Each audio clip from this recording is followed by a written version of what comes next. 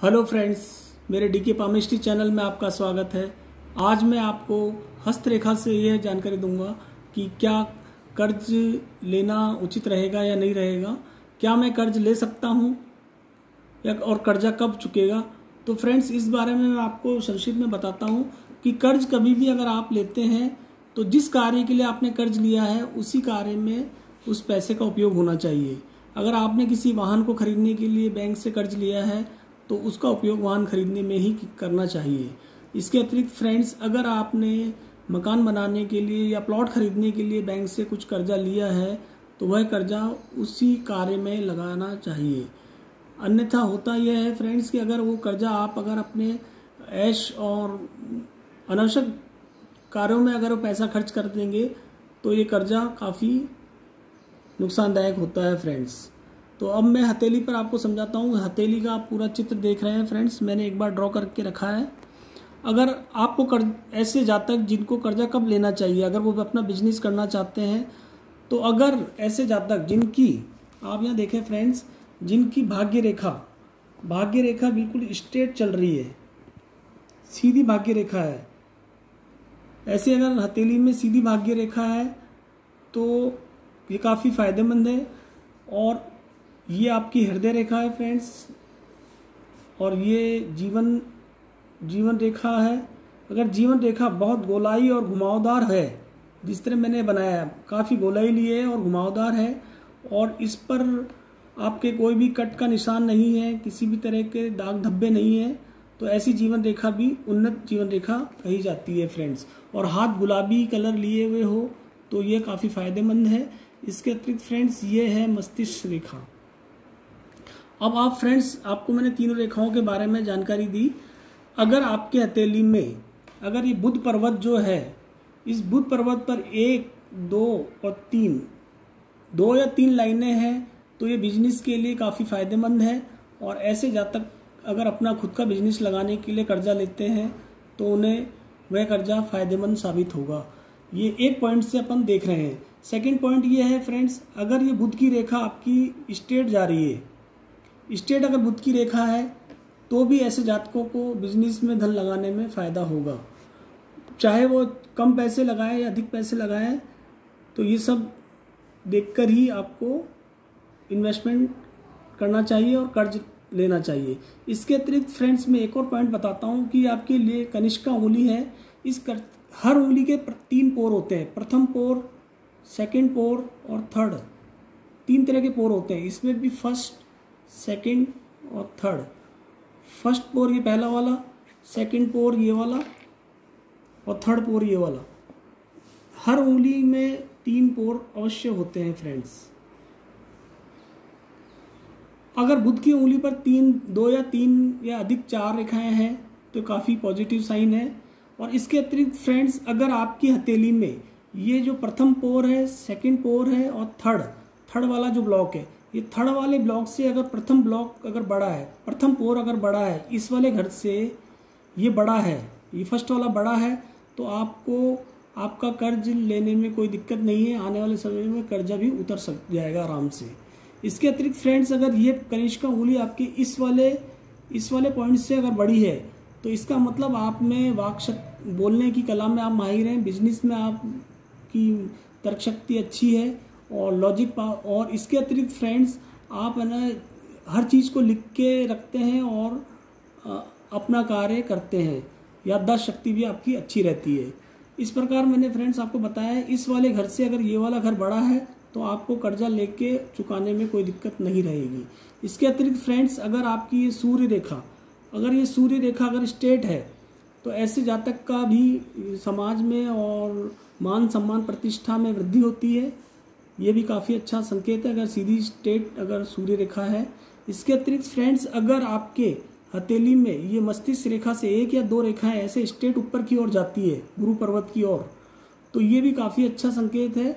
ये आपको कभी भी जीवन में अपने बिजनेस और व्यापार में गिरने नहीं देगी फ्रेंड्स। ये अगर रेखाएं हैं तो कैसे भी उतार चढ़ाव आएंगे, आप यानी उस लेवल से नीचे नहीं जाएंगे। आप में कॉन्फिडेंस और उत्साह रहेगा और धन का आवागमन भी आता रहेगा। इसके अतिरिक्त फ्रेंड्स, अगर ये बुध पर्वत पर ऐसी हल्की बाल जैसी रेखाएं होती है जो सिंपल तरीके से नहीं दिखती है, ऐसी अगर उन्नति की रेखा यानी प्रोग्रेस लाइन है तो भी काफ़ी फायदेमंद है। ऐसे जातक कर्ज लेकर भी अपना बिजनेस चालू कर सकते हैं। इसके अतिरिक्त फ्रेंड्स, अगर ये गुरु का क्षेत्र आपका यहाँ से यहाँ तक है, इस गुरु के क्षेत्र पर कोई भी तिल नहीं होने चाहिए, जैसे तिल नहीं होना चाहिए फ्रेंड्स, और दाग धब्बे भी नहीं होने चाहिए। इसके अतिरिक्त फ्रेंड्स, ये आपके कनिष्का उंगली है, ये सूर्य की उंगली है, और ये शनि का क्षेत्र है और ये गुरु का क्षेत्र है। अब ये जो आपका शनि का क्षेत्र है, शनि के क्षेत्र में भी अगर कोई स्ट्रेट लाइन है, इसको शनि रेखा बोलते हैं, और ऐसी रेखा भी आपको काफ़ी फायदेमंद रहती है फ्रेंड्स। अब मैं आपको फ्रेंड्स बताता हूँ, इसके अतिरिक्त फ्रेंड्स, ये शुक्र पर्वत पर आप आइए। इस शुक्र पर्वत पर अगर आपके ऐसे ब्लॉक बनते हैं, स्क्वायर बनते हैं, तो ये भी काफ़ी फायदेमंद है। ऐसे जातक भी अगर अपना बिजनेस व्यापार के लिए अगर कर्जा लेते हैं तो कहीं ना कहीं इनको फ़ायदा होगा फ्रेंड्स। और इसके अतिरिक्त फ्रेंड्स, अगर आपके ये मंगल रेखा भी है ऐसी, तो ऐसे जातकों को इसको एंजल रेखा भी बोलते हैं। और ऐसी रेखा होने वाले जातक को क्या गॉड हमेशा साथ देता है। कैसा भी दुख तकलीफ आ जाए, उनका कार्य बहुत जल्दी से अच्छी तरीके से पूर्ण हो जाता है। ईश्वर उनका हमेशा मदद करते हैं। और इसके अतिरिक्त फ्रेंड्स, उनका कोई भी मित्र है, फ्रेंड है, भाई बंद है, माता पिता है, वह उस कार्य को करवाने में हेल्प करते हैं। अब मैं फ्रेंड्स आपको बताता हूँ कि आपको लोन या कर्ज कब नहीं लेना चाहिए। तो उसके लिए फ्रेंड्स मैं आपको बताता हूँ कि अगर आपके हथेली में फ्रेंड्स, ये तो मैंने कर्ज लेने वाली स्थिति बताई, एक ये वाली स्थिति भी अच्छी होती है कि अगर आपकी हथेली में अगर ये चंद्र पर्वत वाला जो ये घुमाव है फ्रेंड्स, ये अगर बाहर की तरफ है, ऐसा गोलाई लिए हुए है, तो आप बिजनेस के लिए लोन ले सकते हैं और बिजनेस आने वाले समय में काफ़ी चलेगा। अब इसी हथेली में मैं फ्रेंड्स आपको बताता हूँ कि कर्जा कब नहीं लेना चाहिए।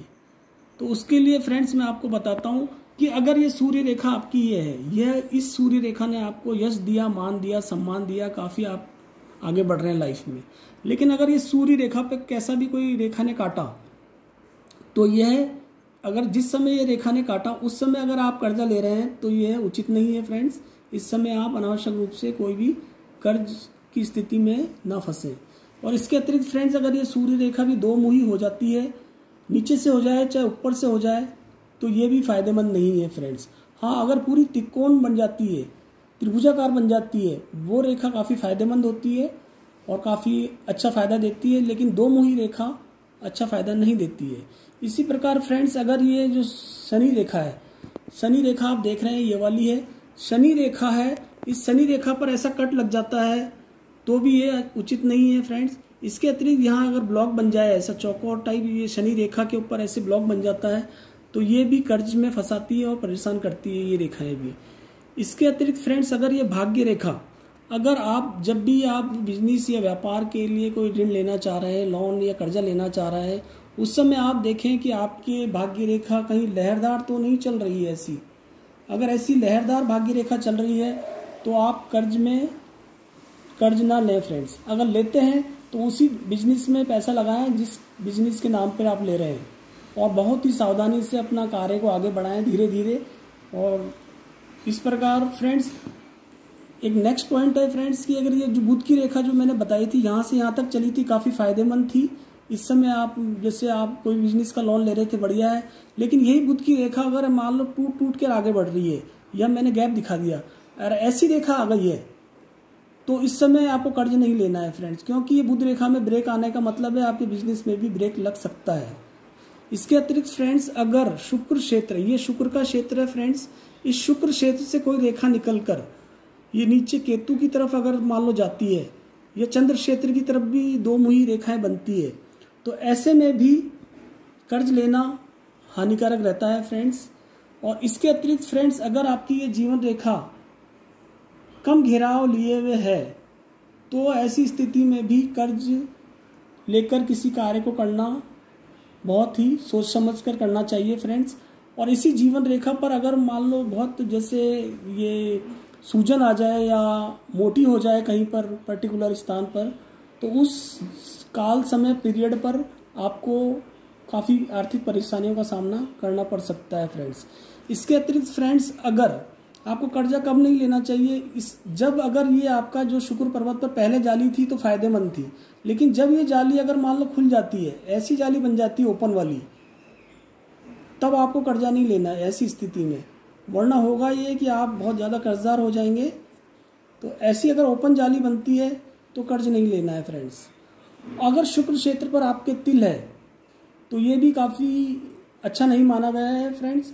और शुक्र क्षेत्र पे तिल है और इस तिल को भी अगर कोई रेखा है ऊपर से, आगे से, नीचे से, कहीं से भी अगर काटती है तो ऐसे समय में भी आपको कर्ज नहीं लेना है फ्रेंड्स। क्योंकि और इसके अतिरिक्त फ्रेंड्स, अगर आपके किसी भी जातक के अगर ये जो अंगूठा है, इस अंगूठे का जो प्रथम भाग है, ये हमेशा पहना होना बहुत ही फायदेमंद माना गया है। अगर मान लो ये अंगूठा आपका इस तरह से चौकोर टाइप है तो ऐसे में भी कर्ज लेकर किसी कार्य को करना ज्योतिष के हिसाब से उचित नहीं है फ्रेंड्स। इसके अतिरिक्त फ्रेंड्स मैं एक पॉइंट और बताता हूँ आपको। अगर आपके अंगूठे के इधर की तरफ अगर ऐसे कोना बनता है, ऐसा कोना बनता है, तो भी आपको कार्य के प्रति आप बहुत अलर्ट रहते हैं, सब काम कई पॉजिटिव साइन है, लेकिन कर्ज के मामले में ये ठीक नहीं है। ऐसे में परेशानियों का सामना करना पड़ सकता है। इसके अतिरिक्त फ्रेंड्स, अगर आपने जब आपके या किसी भी जातक के कुंडली में और हाथ में अगर दशाएं अच्छी होती है, मणिबद्ध रेखाएं सीधी सीधी चल रही है, ये मणिबद्ध रेखाएं चल रही है, तो कर्जा लेना ठीक रहता है। लेकिन अगर ये मणिबद्ध रेखाएं उस टाइम समय पीरियड पर अगर ऐसे ब्रेक होके चल रही है या आड़ी तिरछी चल रही है तो ये उचित नहीं है। ऐसे समय पे आपको कर्ज नहीं लेना चाहिए फ्रेंड्स। इस प्रकार फ्रेंड्स, कर्ज की जो स्थिति होती है, एक रेखा और बताता हूँ मैं फ्रेंड्स कि आपको ये जो भाग्य रेखा है, भाग्य रेखा स्ट्रेट थी तो आपने उस समय कर्ज लिया था और अपना बिजनेस चालू किया, लेकिन कुछ समय बाद आपने और अप्लाई किया कर्ज के लिए, और उस समय अगर ये कोई रेखा आपकी शनि यहाँ ये भाग्य रेखा से कोई रेखा निकलकर शनि के इस क्षेत्र पे जाती है या शनि के इस क्षेत्र पे जाती है तो उस समय आपको ये कर्ज भारी पड़ सकता है। इसके अतिरिक्त फ्रेंड्स मैं आपको बताता हूँ, कर्ज आपको एक पॉइंट और है जिसपे भी नहीं लेना चाहिए ऐसी स्थिति हो जब भी, अगर ये आपका गोलाई लिए हुए नहीं है, इधर चंद्र का क्षेत्र ये वाला, और ये बिल्कुल यहाँ से स्ट्रेट अगर आपका हाथ ऐसे चल रहा है तो इस समय भी आपको कर्ज नहीं लेना चाहिए। और लेते हैं क्योंकि आज के समय में कर्ज लेकर ही आगे बढ़ जाता है फ्रेंड्स, लेकिन आपको उस पैसे का सही उपयोग करना है। यानी आपने जिस कर्ज जिस उद्देश्य से लिया है उसी कार्य में पैसा आप डालें तो आपको फायदा होगा फ्रेंड्स। और इसके अतिरिक्त फ्रेंड्स, अगर जिन भी जातकों के अगर धन नहीं टिकता है या पैसे नहीं बचते हैं तो वह अपने पैसे का भले चाहे राशि छोटी हो या बड़ी हो, उसको अपने वाइफ के अकाउंट में सेविंग कर सकते हैं, और या फिर आप छोटी छोटी एफडी टाइप बना सकते हैं अगर आपकी हथेली में पैसे नहीं रुकने का योग है तो फ्रेंड्स। इसके अतिरिक्त फ्रेंड्स मैं आपको बताता हूँ कि कुंडली में या हस्तरेखा में राहु, ये राहु का क्षेत्र है फ्रेंड्स, ये राहु का क्षेत्र है। और राहु के क्षेत्र अगर आपका दबा हुआ है तो भी दिक्कतों का सामना करना पड़ता है।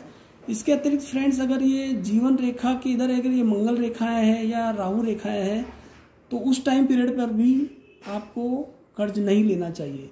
इसके अतिरिक्त फ्रेंड्स, अगर सूर्य का क्षेत्र आपका दबा हुआ है और शनि की तरफ अगर उसका झुकाव है तो भी आपको कर्ज उस समय नहीं लेना चाहिए। और इसके अतिरिक्त फ्रेंड्स, अगर गुरु पर्वत पर आपके पास 2 या 3 रेखाएं हैं तो अगर आपने पूर्व में कर्जा ले भी रखा है, ये लाइनें हैं तो भी आपको उभार लेगी, ये लाइनें हैं तो भी आपको उभार लेगी, उस कर्जे से आप सक्सेस हो जाएंगे लाइफ में। और ऐसी रेखाएं भी उन्नति वाली जा रही है, तो ऐसी रेखाएं हैं तो भी आपके लिए पॉजिटिव साइन है।